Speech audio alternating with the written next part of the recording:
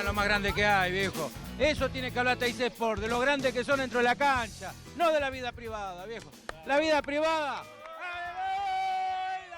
Fútbol y algo menos. Bienvenidos a la segunda emisión de Fútbol y algo menos. Escuchábamos de fondo la vida privada, no de la vida privada, dale bo, por algún hincha de Boca, que se manifestaba en aquel momento porque Cardona y Wilmar Barrios eran apartados del equipo de la Ribera por una conducta de violencia de género que fue escándalo mediático, pero que finalmente no pasó a mayores, como en casi todos los casos. El día de hoy vamos a hablar en Fútbol y algo menos de fútbol y violencia de género. Me acompaña Laura Sánchez, les habla Johnny Lozano. Laura, buenas noches, ¿cómo estás? Buenas noches, Johnny. Muy bien, ¿cómo estás tú? Muy bien, muy bien. Preparado aquí para tratar un tema bastante delicado, ¿no? Sí, claro que sí.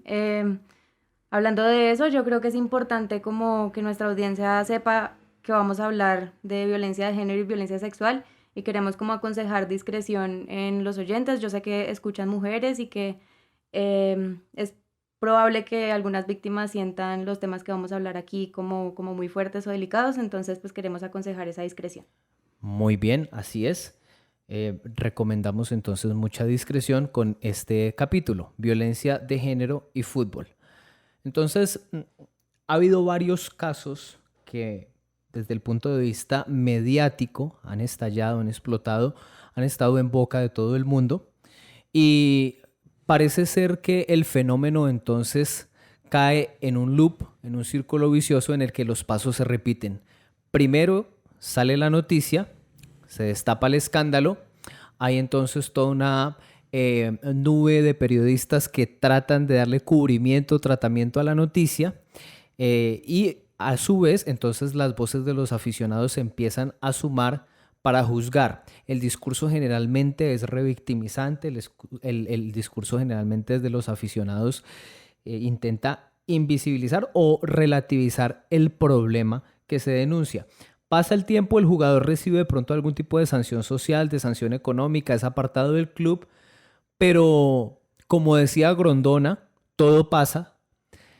Como decía Borges, el tiempo es el tiempo, y una vez pasa el tiempo, entonces los jugadores o los que han cometido este tipo de violencia de género se reintegran a sus actividades como si no hubiera ocurrido nada, como si eso hubiera sido un error más, un errorcito más. ¿Por qué sucede esto? Es lo que vamos a tratar de analizar con Laura. Laura, cuéntanos, casos más sonados y por qué se repite esta especie de espiral. Bueno, casos sonadísimos, creo que hay muchos. Yo ayer busqué en Google violencia de género futbolistas y me salieron como 20. Sí. Creo que en la memoria colectiva está súper reciente el caso de Sebastián Villa, que fue denunciado por su novia de ese tiempo, Daniela Cortés, por Instagram. Sí, por Instagram. Ella subió las fotos de unos golpes que había sufrido en la cara y posteriormente de eso lo denunció penalmente. En este momento Sebastián Villa está enfrentando ese caso en la justicia argentina. Es posible que vaya a juicio y es posible también que vaya a la cárcel. Otro caso famosísimo, creo que tenemos también en la memoria colectiva, es el caso de Cristiano Ronaldo, que fue denunciado por violación. Bueno, realmente la violación fue conocida porque se filtró un cable de Football Leaks, donde estaba el contrato civil que había firmado Cristiano Ronaldo pagándole una suma de dólares a una mujer estadounidense para silenciarla. Y en ese contrato se le prohibió hablar de lo que sucedió. Entonces, una vez filtrado este cable, ella decidió hablar 10 años después del incidente, contar lo que había ocurrido y denunciarlo también penalmente. La demanda... ¿Cristiano Ronaldo tenía antecedentes aparte de eso? Sí, en el 2007 había tenido otra denuncia de violación cuando era jugador del Manchester United. 2 mujeres lo denunciaron a él y a otro hombre que no se supo quién era. No sé si fue jugador de fútbol o si era un amigo del jugador. Por violación también en un hotel de Londres. Eso también está registrado. Bueno, ya vamos a desarrollar un poquito más en detalle porque eso eso sin duda alguna levanta un montón de interrogantes en torno a la figura de Cristiano Ronaldo, ¿no? Y pues Fútbol para Menos no nos escuchan mucho, pero las personas que nos escuchan nos prestan atención. Sigamos con la lista de casos más sonados. Total, bueno, de ahí para abajo hay un montón. Yo creo que podríamos hacer una lista larguísima. Creo que uno famoso también hace poco fue de Cristaldo, el jugador de Racing, creo que está en Newell's, que también lo denunció la esposa por agresiones. Centurión le rompió los dientes a la novia de ese momento también, jugador de Boca en ese entonces. Después pasó a Racing y ahora está en Vélez. A Vélez. El del Bolillo Gómez, El que del Bolillo también Gómez, famosísimo porque, exacto, porque eso pues significó su expulsión de la selección Colombia como entrenador. Pues por supuesto eso no impidió que lo contratara a otra selección y que fuera al Mundial. Robinho está condenado en Italia a 9 años de prisión por una violación grupal cometida en el 2013 contra una joven, creo que era albanesa, una chica inmigrante. En Milán, cuando él jugaba en el Milán, fue arrestado en ese momento. Y fue arrestado en el 2009 también cuando jugaba en el Manchester City. También lo habían acusado de violación, pero pues ese caso no pasó a nada. En este momento Robinho no puede salir de Brasil hacia Europa y pues Brasil no extradita ciudadanos, pero él no puede viajar a Europa porque sería capturado y puesto en cárcel. Digamos que si hay uno de esos temas que nos pone de acuerdo casi a todos es el rechazo que nos generan las personas que, digamos, cometen abusos sexuales, ¿cierto? Digamos que es una de esas conductas que uno diría es casi que unánime en la sociedad, el rechazo hacia quien violenta sexualmente a otra persona. ¿Por qué en el escenario del fútbol entonces seguimos apelando a un discurso que protege al jugador, que protege a la figura del jugador y que intenta relativizar o quitarle, digamos, credibilidad, restarle credibilidad a la víctima que denuncia? Yo creo que son muchas cosas que entran en juego. El tema de la idolatría y de estos tipos como, pues, vistos como ídolos del fútbol y de la vida y como referentes, no sé, como los ejemplos. Como exacto. Modelos por seguir, sí. Sí, exacto, modelos a seguir y que los niños se compran la camiseta de Cristiano Ronaldo y todo eso tiene un factor y pues la idolatría es terrible porque es enceguecedora.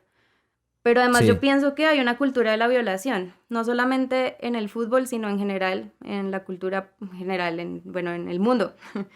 Y en el fútbol creo que se manifiesta en muchas cosas. Por ejemplo, ese tema de que sigamos usando términos como que ocurrió una violación o que X equipo se violó a este otro X equipo porque le metió 4 goles, por ejemplo. Sí, tal equipo se cogió al otro. Exacto, porque el sexo sigue siendo una humillación, ¿sí? Porque lo seguimos asociando a una humillación y porque la violación puede ser un motivo de risa o un motivo como de comparación entre algo pues inocente, completamente deportivo que es una goleada, como pues algo tan grave, tan fuerte para las víctimas y tan impactante y tan generalizado en la sociedad como pues son las violaciones reales. O sea, usar ese tipo de términos, ¿tú crees que a la larga desde el discurso va creando unos imaginarios que a la larga normalizan ese tipo de conductas? Completamente, sí, totalmente. Y creo que para eso, o sea, solamente hay que ver la manera con la que se expresan los hinchas cuando estos casos aparecen, ¿sí? O sea, se minimiza totalmente, se desestima. Lo primero que hay es la carga de la incredulidad. Sí. Y de tratar de desacreditar lo que dice la denunciante y, o sea, hay veces hasta que estos casos han quedado en video y ni así es suficiente. Y segundo, luego de que ya el caso se hace famoso y entonces está la censura y tratar de decir que no, que ella se está tratando de hacer famosa a costa del nombre del man o que solo quiere sacarle plata, que es imposible que haya hecho eso. Nunca hay una perspectiva desde el lado de las víctimas. El rol de los medios también tiene mucho que ver en eso, ¿no? Digamos que es los paneles de fútbol, todo este ejército de opinadores que ve uno que se unen en torno a hablar de fútbol, a opinar sobre lo que pasa, también tienen ahí o tendrían una responsabilidad importante en tratar de que estos casos de abuso y de violencia no pasaran tan inadvertidos, que hubiera por lo menos una reflexión al respecto, invitando a los aficionados al fútbol a de pronto a temperar un poco las emociones, porque lo que tú dices es importante, lo emotivo tiende a enceguecer, lo que nos genera mucha emoción e idolatría, pues hace que nosotros tal vez pasemos por alto conductas de nuestros ídolos que son censurables, que son criminales, como en estos casos, y que deberían pagar las consecuencias de esto. Ahora bien, desde los medios, ¿tú cómo analizas ese rol de todos estos opinadores que en muchas oportunidades, digamos, que han minimizado esos casos, los han casi que condenado a la gaveta dentro de las líneas editoriales que manejan estos medios, dentro de las agendas que ellos manejan? Claro, yo creo que se subestima mucho la importancia de los medios en la forma, o sea, la influencia que tienen en la manera en la que la gente responde a este tipo de cosas. Creo que no solamente a estas en particular, sino en general a cualquier tema, la forma en la que los medios tratan una noticia tiene mucho impacto en cómo la sociedad la percibe, la reproduce, reacciona a ella. Entonces, por ejemplo, el tema de Maradona, que creo que es es uno de los futbolistas con más casos de violencia de género denunciado por su exesposa, por violencia psicológica, en un video que una vez un maltrato contra Rocío Oliva, empleados de un hotel una vez llamaron a la policía porque le estaba pegando a Rocío Oliva también. Hay acusaciones de pedofilia, paternidad no reconocida, que eso también es una forma de violencia de género. Y cuando Maradona se murió, yo creo que hubo 2 o 3 medios en los que se mencionó siquiera, donde se reconoció eso, y además donde se censuró, creo que aún menos, o sea, yo no encontré notas que no fueran feministas donde se censurara ese tipo de comportamientos. Y entonces se trató como que Maradona era humano y como todos los humanos cometían errores. Y pues me conflictúa mucho eso porque es que un error es, no sé... Un error es no sacar la basura el día que pasa la basura, por ahí. Un error es eso. Sí, eso es un error. Un error es tirar una patada que no corresponde en un partido delicado y que te saquen una roja. Eso es un error. Pero golpear a una mujer no es un error, golpear a una persona no es un error. Es una actitud que viene pues de una herencia, digamos, cultural, social, histórica, patriarcal y que se reproduce todos los días. No solamente lo hacen los jugadores de fútbol, obviamente. Sí. Está todos los días en todo lado. Eso lo podemos conectar con algo que charlábamos fuera de micrófono y es esa relación que hay entre el aumento de casos de violencia de género cuando hay partidos de fútbol en algunas partes, ¿no? Tú a propósito tienes algunos datos ahí para aportar. Sí, en la final de la Euro me enteré que cuando juega Inglaterra, la selección de Inglaterra, en el país la violencia de género aumenta 26% y 38% si la selección pierde. No sé cuáles son los datos ahorita que perdieron la final, porque pues me imagino que cuando pierden partidos importantes es más. Sí. Pero pues son datos preocupantes. Recuerdo haber leído en unos comentarios de Twitter que alguien puso que trabajaba en una línea de atención y que en Colombia también cuando hay fútbol las noches son muy movidas. Hay muchas llamadas. No hay cifras oficiales como estas de un estudio que ya se condujo y todo, pero sí tenemos como indicios para poder pensar que en todas partes es así, que cada que hay fútbol hay aumento en la violencia de género. Eso sin duda alguna es preocupante, alarmante, pero a la vez interesante como para que desde el periodismo deportivo dejaran, por ejemplo, de preguntar quién fue mejor, si Armani o Viera, por 18ª vez en la semana, y le empezaran a poner la lupa a este tipo de asuntos, ¿no?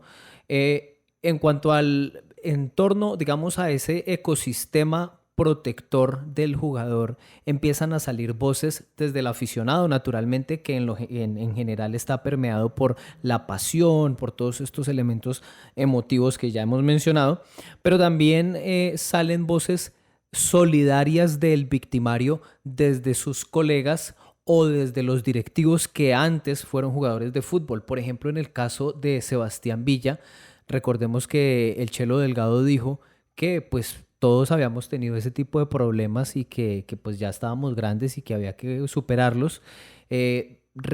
Uno quiere creer que tal vez Delgado se refería a que todos hemos tenido algún tipo de problema, no sé, marital o conyugal, pero, o sea, al decirlo en ese contexto, lo que se entiende es que está diciendo que es casi que normal, que prácticamente todos los jugadores le han pegado a la mujer y que pues eso pasa como si nada, ¿no?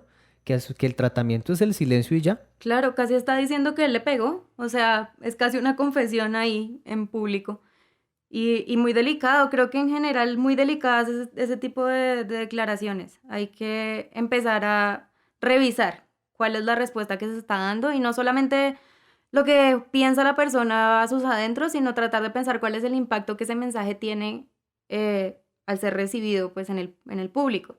Entonces, listo, el empleado del club, el presidente del club, Juan Román Riquelme o el que sea, automáticamente con esto lo que hace es enviar un mensaje de vamos a proteger al jugador y no pasa nada más. Y entonces, ¿qué pasa con la víctima? Porque es una persona que está mucho más vulnerable psicológicamente y pues además económicamente, porque la mayoría de las esposas de los jugadores dependen económicamente de ellos, y que además tiene que enfrentarse, por ejemplo, en el caso de Daniela Cortés, en este momento a un proceso legal en un país que no es el suyo, sin su red de apoyo, etcétera. Conseguirse su abogado, nada de eso se lo proporcionó el club a ella por ser la esposa de Sebastián Villa. A Sebastián Villa le dieron los abogados de parte de su empleador, pues que es Boca Juniors, pero a ella no. Esto tendría que entrar en el camino de la responsabilidad social de los clubes. Nosotros en el episodio anterior hablábamos de la argentinización del fútbol y preparando veíamos con atención que en el fútbol argentino precisamente es donde más pasos se han adelantado para tener protocolos cuando se presentan casos de violencia de género. Cuéntanos un poco sobre eso, sobre esos protocolos y qué contemplarían entonces o cuál sería el camino ideal ante una situación de estas. Una vez se produce la denuncia, ¿cuál debería ser el actuar de los clubes ante un episodio de violencia de género? Sí, bueno, creo que Vélez es el primer club argentino que lo implementó. Y la llegada de Centurión a Vélez, que también, pues, como mencionamos al comienzo, denunciado por violencia de género, incluyó en la cláusula del contrato que debía tomar unas clases y asistir como a unos cursos de sensibilización sobre ese tema. Entonces, pues desde ahí ya hay un componente como educativo que me parece interesante. Ya es cambiar un poco también el chip, porque yo creo que mucha gente piensa que tienen que ir a la cárcel.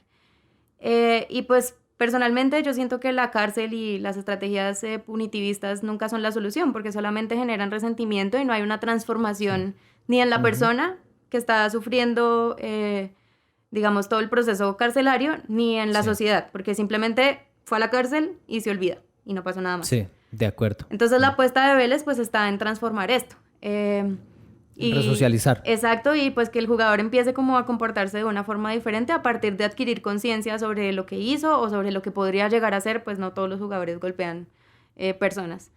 Sí.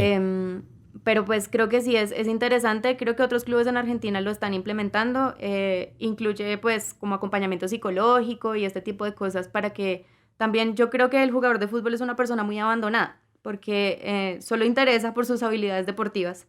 Es mercancía. Es mercancía, exacto, y no hay una formación integral en los jugadores, ni siquiera académica, ¿sí? O sea, saliéndonos de lo psicológico, ni siquiera académico, pero bueno, otro capítulo. Otro capítulo para fútbol y algo menos.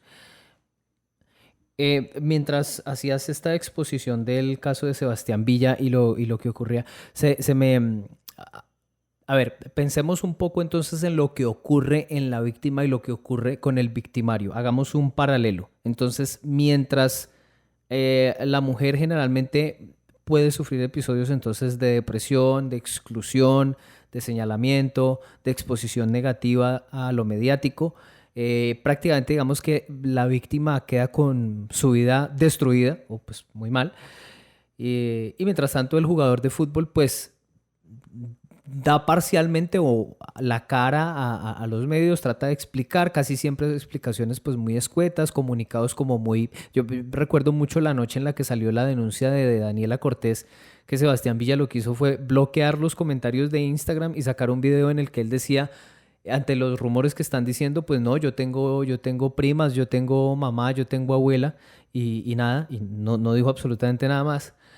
Y como que el victimario puede seguir con su vida casi con normalidad, ¿no? Puede seguir jugando, los apartan un tiempo de la actividad, pero siguen jugando y como que a la larga no pasa de lo anecdótico, ¿no? ¿Es así más o menos? Más o menos, sí. Yo siento que existe como una narrativa también generalizada entre los hinchas en decir que se hacen estas denuncias para arruinarle la carrera a los futbolistas. Y yo creo que no hay uno solo al que la carrera se le haya arruinado porque alguien hizo una denuncia de violencia sexual o de género contra él. Creo que ejemplos hay muchísimos. Al que tuvo las mayores consecuencias de los que hemos nombrado acá fue el Bolillo Gómez, pero pues como dijimos ahorita también, se fue a dirigir a Panamá y no pasó nada. Ahorita está dirigiendo el Medellín acá en Colombia, no pasa nada. ¿Sí? Entonces, consecuencias realmente para la vida laboral de los futbolistas. Wilmar Barrios se fue vendido a Rusia como 6 meses después de que eso pasara. Sí. Fue un fichaje buenísimo para Boca, o sea, con bastante dinero. Sí. Entonces, o sea, ¿cuál es la consecuencia real? Como que se envía ese mensaje, como decíamos ahora, de que no hay consecuencias para los actos. Entonces se olvida, se oculta, no pasa nada. Eso es un discurso que está instalado con mucha fuerza, ¿no? De cómo la víctima que denuncia, automáticamente su credibilidad queda desvirtuada, ¿no? Casi siempre el mensaje es, lo está haciendo para llamar la atención, lo está haciendo para sacar plata, lo está haciendo para volverse famosa.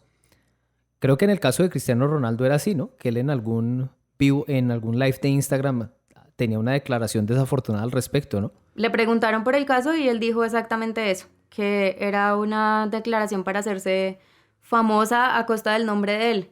Y esta mujer, o sea, ella declara que ese incidente le arruinó tanto la vida que ella se tuvo que cambiar de lugar de vivienda, se tuvo que cambiar de trabajo y solamente buscaba justicia. Ella solamente quería justicia.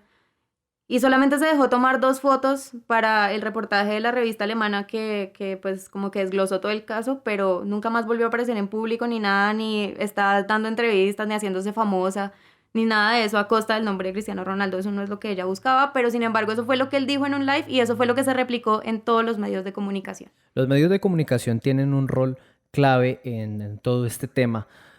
Al respecto, aquí hay una nota de Fútbol Red escrita por el periodista Juan Pablo Arévalo a propósito del caso de Sebastián Villa. Quiero leer textualmente lo que dice. Villa se expone a graves líos judiciales, incluso a la cárcel, además de que podría ser desvinculado del club Xeneize. Y ante la magnitud que ha tomado el caso en Argentina, surgen varias preguntas. ¿Sería igual si Villa hubiera agredido a su pareja estando en Colombia? ¿El tema tendría la misma fuerza mediática? Si estuviera en un equipo local, ¿lo desvincularían a pesar del impacto económico que generaría su salida? Y el párrafo siguiente dice, los antecedentes que hay en el fútbol colombiano llevarían a una respuesta negativa a los anteriores interrogantes. Es decir, que Villa debe estar lamentando que lo sucedido no pasó en su país, pues podría haber corrido con mejor suerte. O sea, acá el señor Juan Pablo Arévalo, periodista de Fútbol Red, dice, se pone en los zapatos del victimario y dice, hombre, qué embarrada yo no haberle pegado a esta mujer en Medellín o en Ibagué antes de haberme venido para Buenos Aires, pues porque acá esta vaina sí es seria, mientras que allá en Colombia yo la hubiera cascado y no hubiera pasado nada. Entonces, qué mensaje nefasto el que dejan algunos medios de comunicación al respecto, ¿no, Laura? Claro, es un mensaje terrible, terrible para el público en general, terrible para los jugadores colombianos, terrible. O sea, en la concepción de que la violencia de género puede ser más o menos grave solamente de acuerdo a las consecuencias que tenga en determinado lugar. Y nunca hay esa perspectiva de los impactos que tiene eso sobre las víctimas. Entonces, claro, los medios tienen una responsabilidad enorme y yo siento que así como los clubes se están poniendo en algunas partes, bueno, aquí ojalá algún día, se están poniendo a la tarea de sensibilizar a sus jugadores, los medios tienen que hacerlo también, de sensibilizar a sus periodistas. Esto pasa por fuera del fútbol también, todo el tiempo hay notas revictimizantes, hay notas donde se justifica la violencia sexual y de género, donde se reproducen esos discursos como que ella se lo buscó, que porque se estaba vestiendo así, que para qué se emborrachó, ese tipo de cosas. Están presentes todavía y no existe esa reflexión generalizada del impacto que tiene eso en cómo la gente apropia ese discurso. De acuerdo. Ahora bien, mencionábamos el caso de Cristiano Ronaldo que ha sido recurrente en el programa, pues porque la figura de Cristiano Ronaldo es superlativa, es excluyente, es uno de los jugadores más influyentes de la historia. Y este caso de violencia sexual ha pasado inadvertido prácticamente. Si se hiciera un sondeo, una encuesta entre 1,000 aficionados al fútbol, probablemente, qué sé yo, si acaso 20 habrán escuchado sobre el caso, ¿no?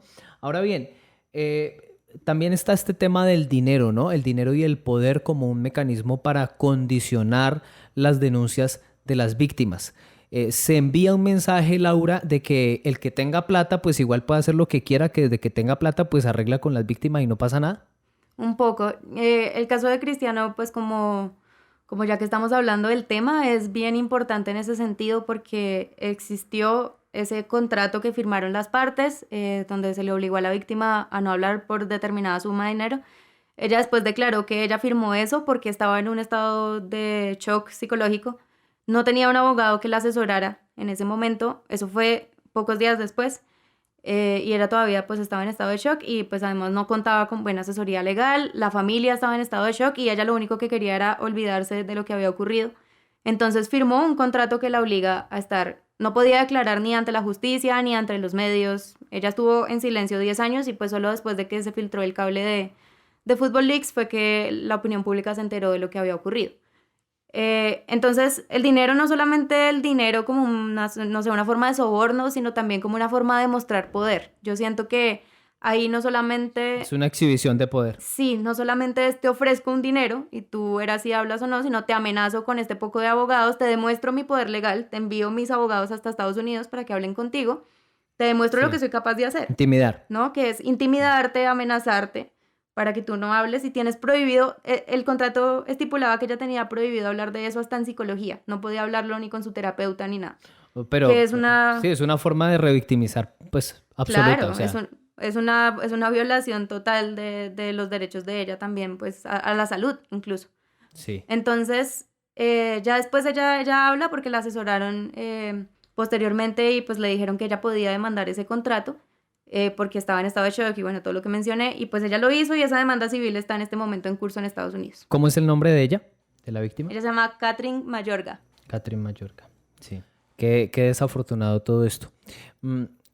Ahora, en esta misma nota de Fútbol Red que citábamos, se menciona, por ejemplo, el caso de Paulo Armero, que también maltrató a su esposa, incluso fue detenido en Miami, salió bajo fianza. También, pues, este jugador después volvió a la selección Colombia, jugó en el América de Cali. No pasó de lo anecdótico. Jairo Castillo también tuvo una acusación de agredir a una mujer. Y Jorge Bolaño agredió a su esposa e incluso permaneció, según lo reportado por Fútbol Red, una noche en la URI de Barranquilla, pero incluso en los últimos años ha sido panelista de un canal deportivo, ¿no? Entonces, como que no solamente al jugador no se le daña, no se le arruina su carrera, sigue su vida casi que con toda normalidad, sino que una vez terminada su carrera como futbolista, pues sigue con las puertas abiertas de par en par en los medios y en la dirección técnica, en la preparación física, porque pues no tiene consecuencia ni siquiera cuando ya se ha alejado de la carrera deportiva, ¿no? Exacto, sí, yo creo que ese punto es fundamental y no es exclusivo del fútbol. Es muy difícil que a un hombre se le arruine la carrera por denuncias de violación o de violencia de género.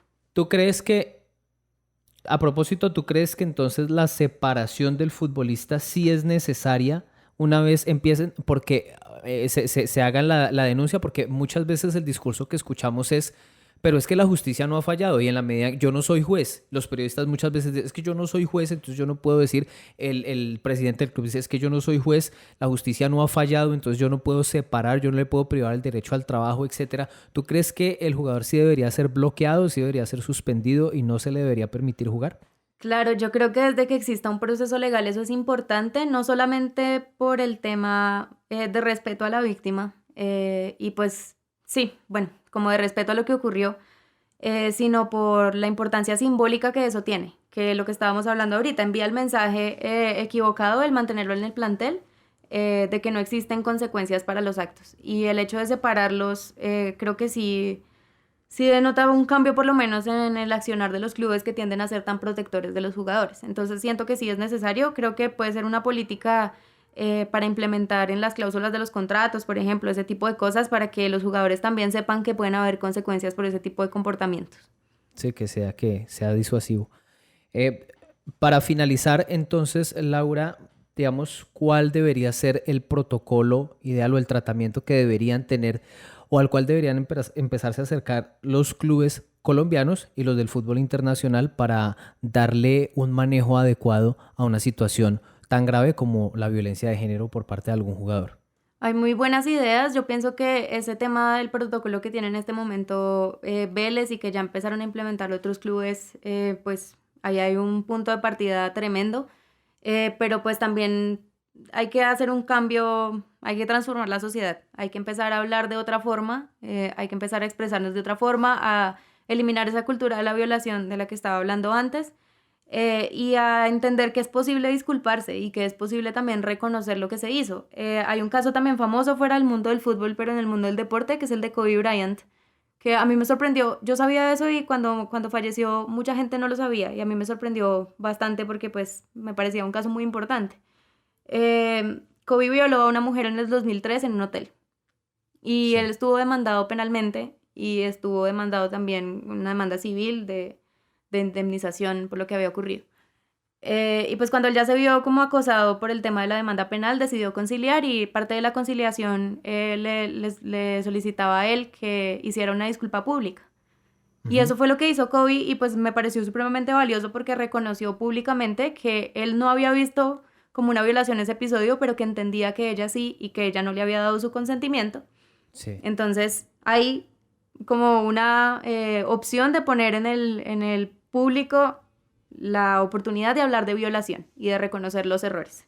Y de reflexionar al respecto, sí. Exacto. Agradecemos entonces la sintonía de nuestra amable audiencia. Gracias, Laura, por los datos, por los conceptos y por la participación en una nueva entrega de Fútbol y Algo Menos. Gracias a ti, Amix. Buenas noches. Hasta la próxima.